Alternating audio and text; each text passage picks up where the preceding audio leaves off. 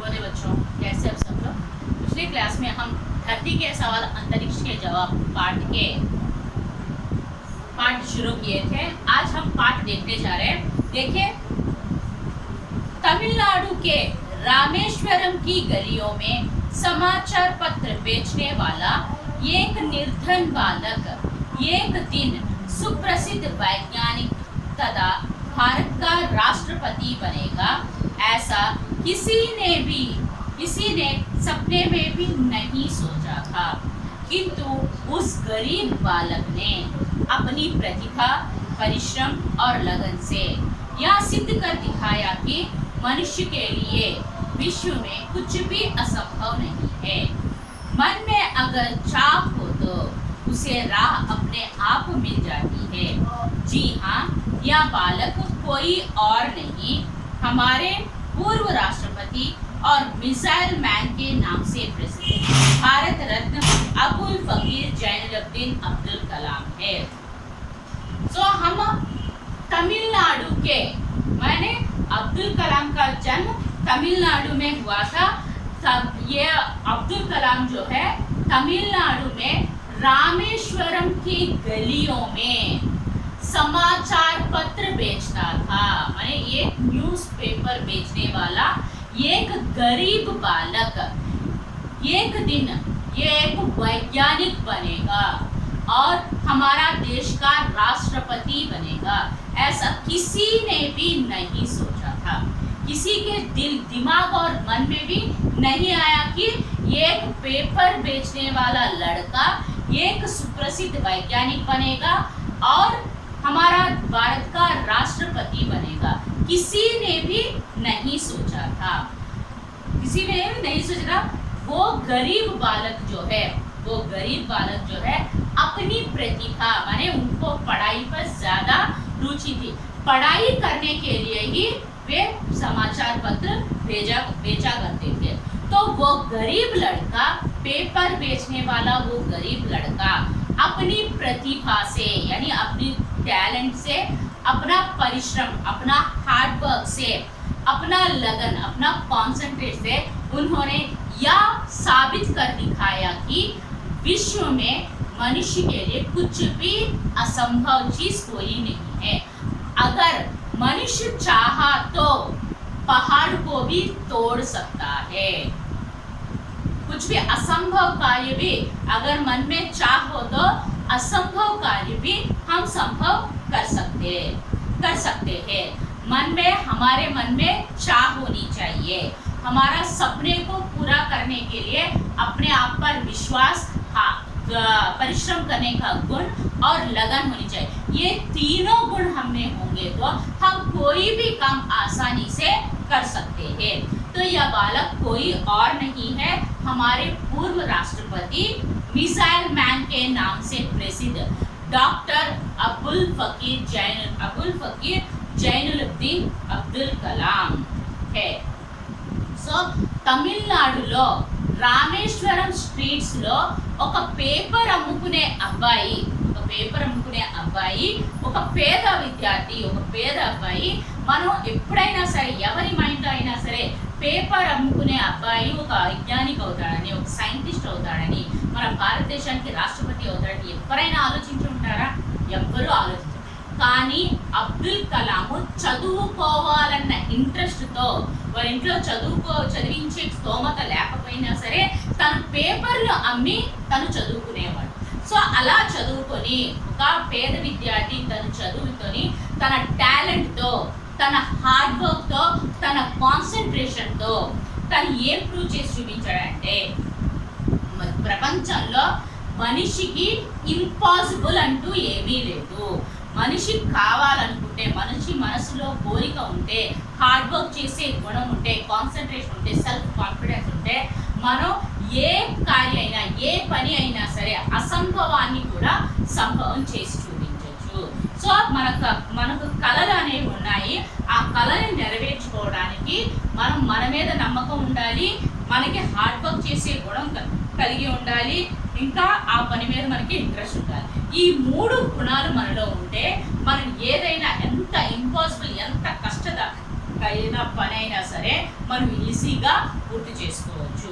So తను చదువుకోవాలన్న ఇంట్రెస్ట్తో, తన టాలెంట్తో, తన హార్డ్ వర్క్తో, తన కాన్సన్ట్రేషన్తో తను ఏం ప్రూవ్ చేసి చూపించాడంటే మనిషికి ప్రపంచంలో మనిషికి అసంభవం అంటూ ఏదీ లేదు. తన మనసులో కోరిక ఉంటే, సెల్ఫ్ కాన్ఫిడెన్స్ ఉంటే, హార్డ్ వర్క్ చేసే గుణం ఉంటే తన ఇంపాసిబుల్ని కూడా పాసిబుల్ చేసి చూపించగలడు అని చెప్పడం జరిగింది. సో ఆ పిల్లాడు ఎవరో కాదు, మన పూర్వ రాష్ట్రపతి అయిన Abul Fakir, missile man of ఇండియాగా పేరు తెచ్చుకున్న అబుల్ ఫకీర్, భారతరత్న గ్రహీత అయిన అబుల్ ఫకీర్ జైనులుద్దీన్ అబ్దుల్ కలాం. ఆయన మన భారతదేశానికి పూర్వ రాష్ట్రపతిగా ఉన్నాడు, ఇంకా మిసైల్ మ్యాన్ ఆఫ్ ఇండియాగా పేరు తెచ్చుకున్నాడు, ఇంకా భారత రత్న పురస్కారాన్ని కూడా అందుకున్న వ్యక్తి ఎవరు? అబుల్ ఫకీర్ జైనులుద్దీన్ అబ్దుల్ కలాం. సో తన ఇంట్రెస్ట్తో, తన హార్డ్ వర్క్తో, తన కాన్సన్ట్రేషన్తో, తనున్న టాలెంట్తో తను ఏం ప్రూవ్ చేసి చెప్పాడంటే మనిషికి అసంభవం అంటూ ఏమీ లేదు, మనిషి తలుచుకుంటే ఏదైనా కొండలు కూడా పిండి చేయగలడు అని ప్రూవ్ చేసి చూపించడం జరిగింది. देखिए, राष्ट्रपति कार्यालय के दौरान कुछ बालकों ने उनका साक्षात्कार दिया है। प्रस्तुत है उसी की कुछ झलकियां। जब वे राष्ट्रपति के रूप में कार्याचरण कर रहे थे तब कोई भी विद्यार्थी आकर उनसे मिलना चाहे तो वो कभी भी ना नहीं करते थे। तो वैसे ही वह राष्ट्रपति के पद पर काम कर रहे तभी उस समय कुछ बालकों ने उस व्यक्ति का यानी अबुल फकीर जैनुलब्दीन अब्दुल कलाम का साक्षात्कार लिया है। उनमें से ही कुछ झलकियां, कुछ प्रश्नों को हमारे सामने प्रस्तुत किया गया है।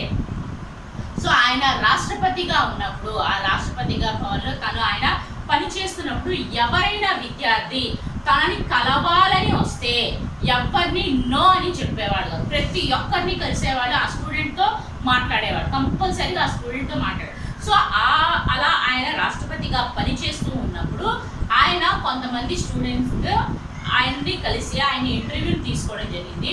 సో ఆ ఇంటర్వ్యూలో అడిగిన కొన్ని క్వశ్చన్స్ ఇక్కడ మన టెక్స్ట్ బుక్లో ఇవ్వడం జరిగింది. చూడండి. बालक बढ़ती जनसंख्या और अन्य प्रकार की सामाजिक समस्याएं हैं जो हमारे देश में किसी महामारी की तरह फैली हुई है, उनके बारे में जागरूकता लाने के लिए हम छात्र क्या कर सकते हैं। तो ये स्टूडेंट ने उन्हें प्रश्न पूछा था कि हमारे देश में बढ़ती जनसंख्या, आबादी जो है दिन ब दिन बढ़ता जा रहा है, इसको नियंत्रण करना है।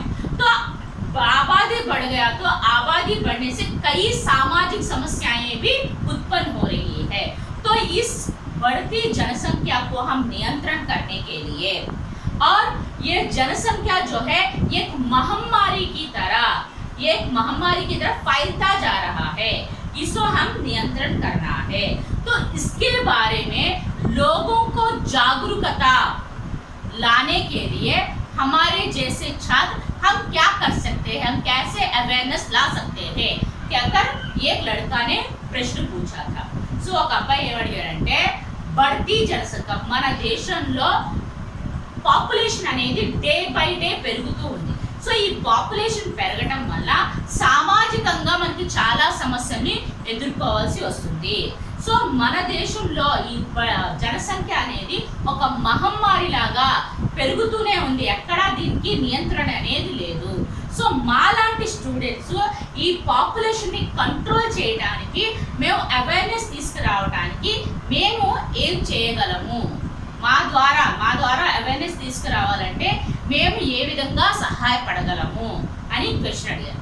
సో అబ్దుల్ కలాం ఆన్సర్, इसमें दो राय नहीं है, हमारे देश के सामने बढ़ती जनसंख्या और अन्य कई सामाजिक समस्याएं हैं, पर साथ ही हम यह भी नहीं भूलना चाहिए कि पूरे विश्व में भारत ही एकमात्र ऐसा देश है जहां 50% से भी अधिक युवा शक्ति है, जो देश के आर्थिक विकास में प्रमुख योगदान दे रहा है। यह भी देखने में आया कि जहां कहीं भी महिला का साक्षरता दर अधिक है, वहां यह साक्षरता दर बढ़ती जनसंख्या को नियंत्रित करने में कारगर साबित हुई है।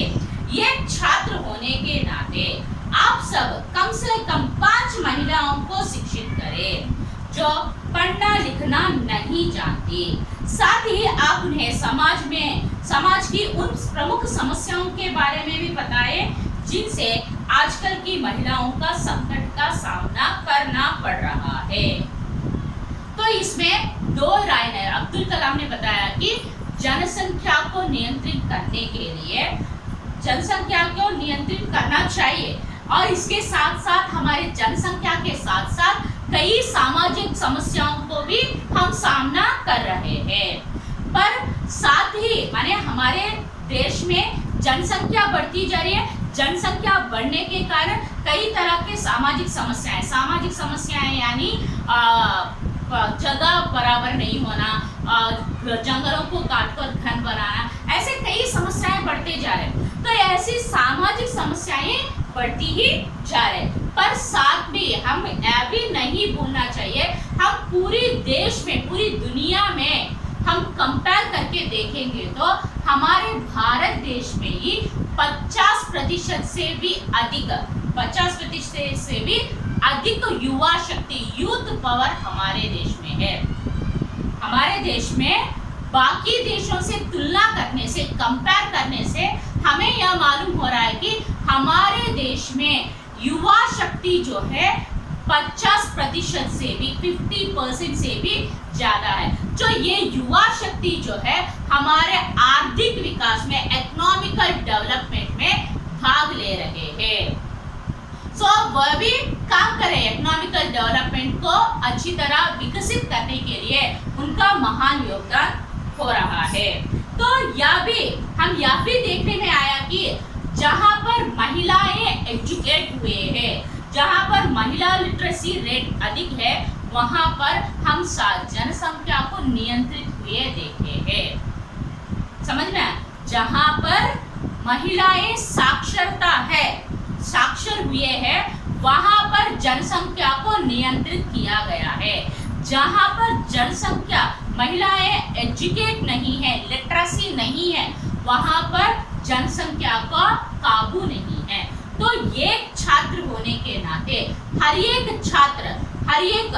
छात्र 5 महिलाओं को शिक्षित करना चाहिए। कैसे शिक्षित करना चाहिए?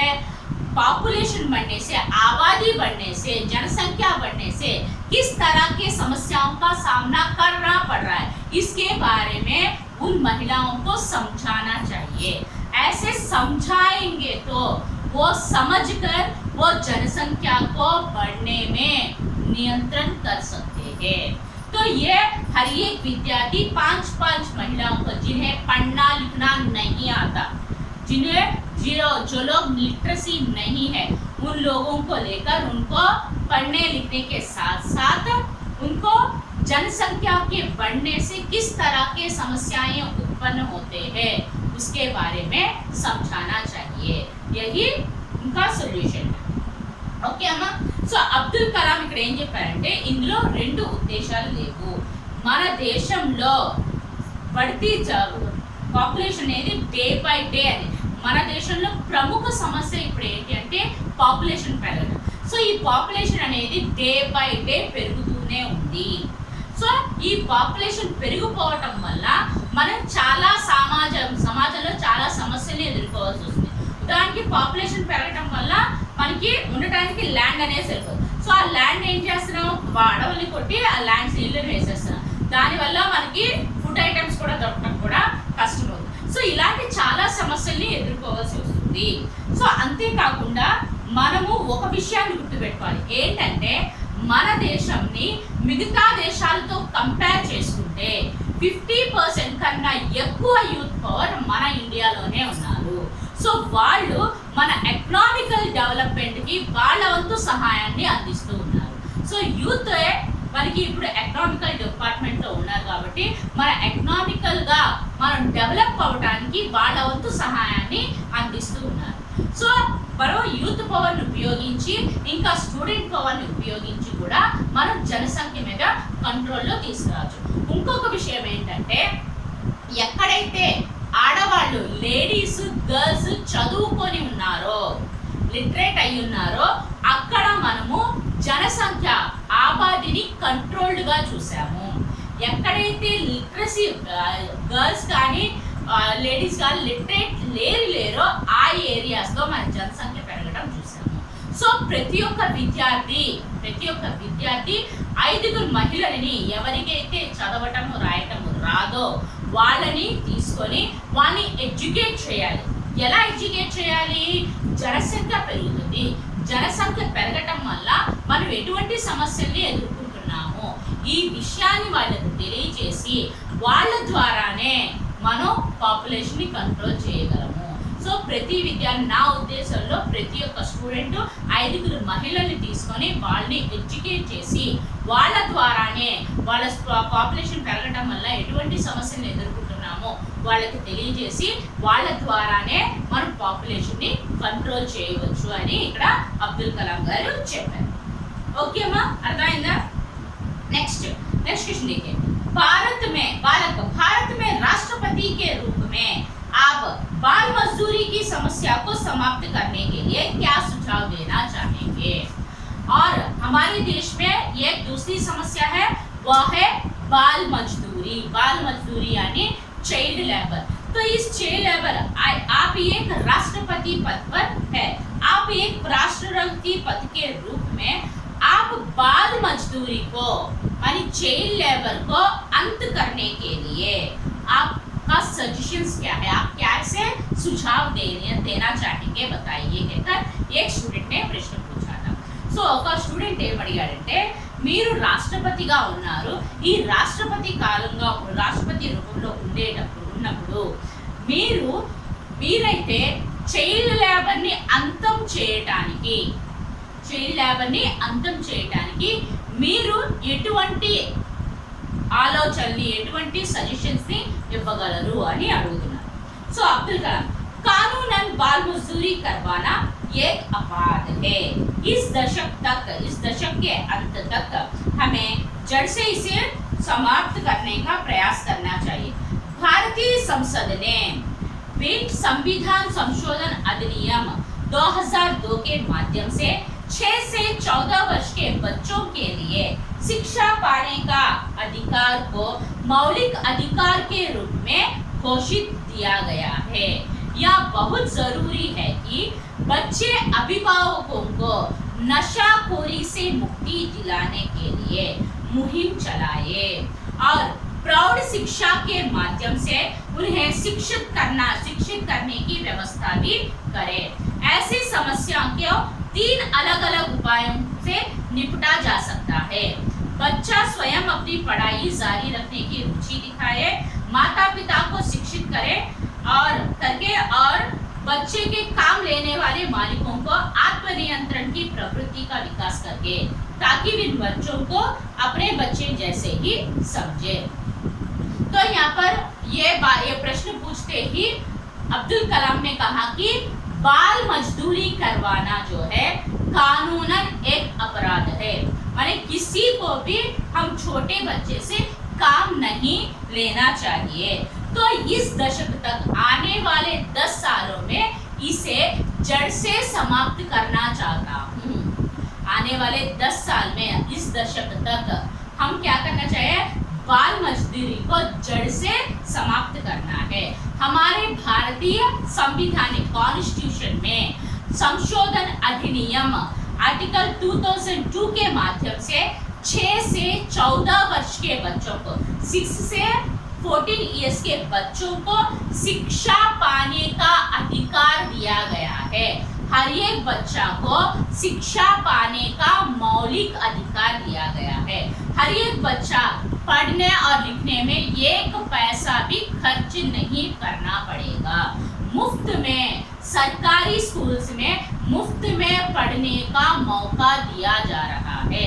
बच्चों को पढ़ने के लिए दोपहर में मध्याह्न भोजन और खेलकूद के समय और किताबें सारी चीजें मुफ्त में दिया जा रहा है। तो यह बहुत जरूरी है कि जो बच्चे माने जो व्यक्तियां अपने बच्चों को काम में भेज रहे हैं, काम में भेजकर पैसा लेना का जो नशा उन्हें छा गया है, तो उन पर हम मुहिम चलाना चाहिए, उनको भी हम एजुकेट करना चाहिए। तो प्रौढ़ शिक्षा केंद्र खोलकर उनके जिन बच्चों को वो काम में भेज रहे हैं उनको क्या करना चाहिए, उनको बताना चाहिए, उनको शिक्षित करना चाहिए। बच्चा पढ़ लिखने से उनका भविष्य कैसा होगा, पढ़ लिखने अब काम में जाएंगे तो उसका जीवन कैसा होगा, पढ़ लिख कर रहने से उसका जीवन कैसे होगा, तुलना करके उनको बताना चाहिए। और अब्दुल कलाम ने यह भी बताया कि शिक्षा के माध्यम से मैंने इस समस्या को, बाल मजदूरी को अंत करने के लिए 3 उपाय बताए। पहले, बच्चा जो है स्वयं पढ़ाई जारी रखने की रुचि दिखाए, माने बच्चे को पढ़ने लिखने में रुचि पैदा करें। कैसे पैदा कर सकते हैं? उनको स्कूल का वातावरण कैसा है, स्कूल का वातावरण अच्छा होनी चाहिए, पढ़ाई अच्छी पढ़ाना चाहिए और खेलकूद की सामग्री होनी चाहिए, खेलों में भी ज्यादातर समय बिताना चाहिए और मध्याह्न भोजन भी देना चाहिए। ऐसे उनमें पढ़ाई जारी रखने की रुचि दिखाए। और माता पिता जिन बच्चों के माता पिता और बच्चों को काम में भेजे उनको भी, उस माता पिताओं को भी हम शिक्षित करके, और जो बच्चों को काम ले रहे उनको भी हम क्या करना चाहिए, आत्मनियंत्रण करने की प्रवृत्ति करनी चाहिए। तो जिन बच्चों को काम में ले रहे वे बच्चों को अपना बच्चा समझकर उनको काम में नहीं लेना चाहिए। अपने जो क्या बोलते हैं कॉन्ट्रैक्टर होता है, कॉन्ट्रैक्टर अपने बच्चों को क्या करे, सरकार गवर्नमेंट स्कूल्स में ज्वाइन करते हैं और यहाँ पर बाल मजदूरी करवाते हैं। तो इसीलिए यहाँ पर जो व्यक्ति बाल मजदूरी करवा रहे हैं उनमें आत्मनियंत्रण की प्रवृत्ति को विकास करना है, ताकि उन बच्चों को अपने बच्चे, स्वयं बच्चे की तरह समझकर उनको काम में नहीं लेना चाहिए। ఓకే అమ్మా, అర్థమైందా? సో ఇక్కడ అబ్దుల్ కలాం ఏం చెప్పారంటే బాల్ మజ్దూరీ, చైల్డ్ లేబర్ అనేది యాజ్ పర్ లా అది పెద్ద క్రైమ్, పెద్ద అఫెన్స్ కూడా. సో మనం ఎవ్వరూ కూడా చైల్డ్ లేబర్ అనేది ఎంకరేజ్ చేయకూడదు. సో ఈ రాబోయే 10 సంవత్సరాల్లో అది సమూలంగా కూకటి వేళతో సహా దాన్ని నశింపజేయాలి. చైల్డ్ లేబర్ అనే వర్డే వినిపించకూడదు, అలా చేయాలి అని ఇక్కడ అబ్దుల్ కలాం చెప్పారు. సో ఆయన మన భారతీయ సంసద్ అనే పార్లమెంట్, ఇంకా మన కాన్స్టిట్యూషన్లో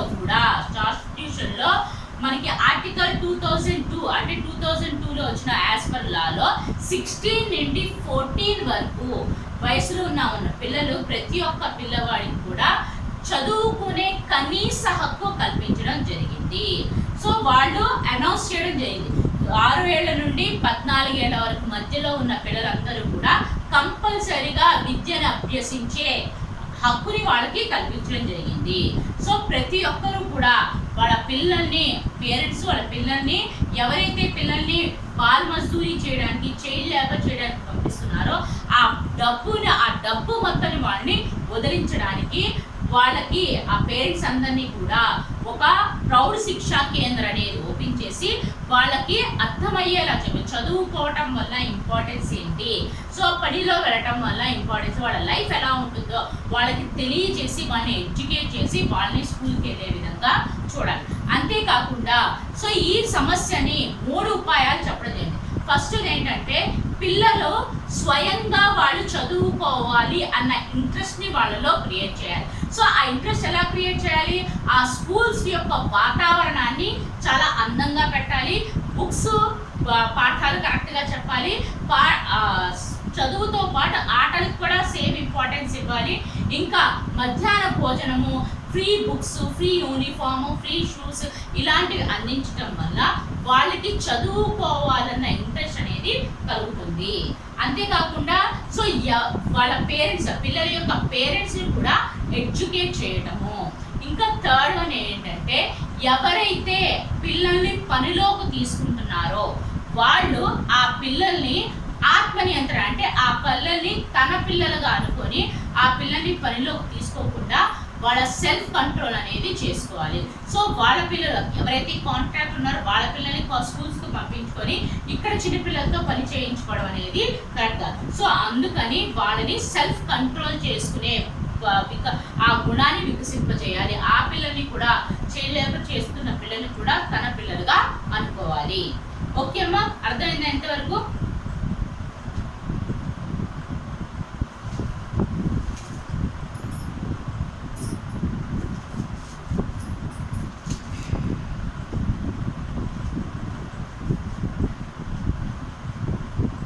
హోంవర్క్ చూడమ్మా.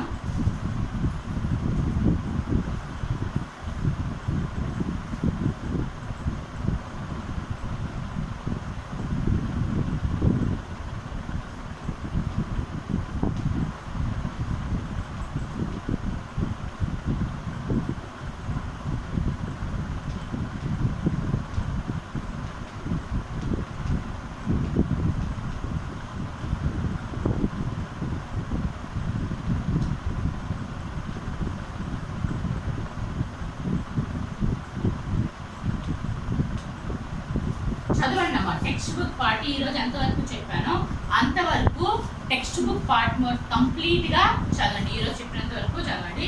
చాలా ఇంట్రెస్టింగ్గా ఉంటుంది లెసన్. ఓకేనా? సో స్టార్టింగ్ దగ్గర నుంచి మనం ఇప్పటి వరకు ఎంతవరకు అయితే ఎక్స్ప్లెయిన్ చేశానో అంతవరకు టెక్స్ట్ బుక్ పార్ట్ ఒకసారి చదవండి. సో ఈ టెక్స్ట్ బుక్ పార్ట్ చదివితే మీరు ఆన్సర్స్ చాలా ఈజీగా రాయగలరు. ఓకే అమ్మా, నెక్స్ట్ క్లాస్లో రిమైనింగ్ క్లాస్ కంప్లీట్ చేస్తాను. ఓకే అమ్మా, థ్యాంక్ యూ, బాయ్.